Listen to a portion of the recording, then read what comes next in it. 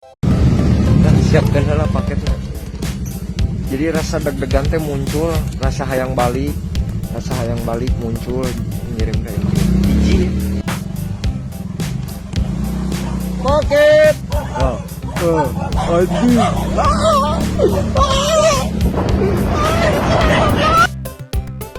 Peristiwa menegangkan dialami kurir yang tengah mengantar paket pada tuannya.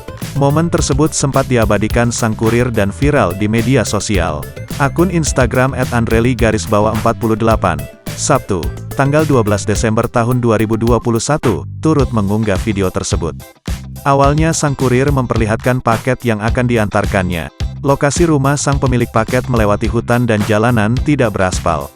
Pria tersebut lalu tiba di rumah pemilik paket. Bukannya disambut sang tuan rumah, ia malah digonggong anjing. Karena takut, pria tersebut langsung tancap gas dan kabur. Bahkan semakin motornya digas, anjing-anjing itu terus berlari kencang. Tak hanya satu anjing, ia dikejar hingga 4 anjing sekaligus. Warganet pun menyoroti pekerjaan seorang kurir yang tak mudah. Kurir itu juga diberi semangat oleh warganet.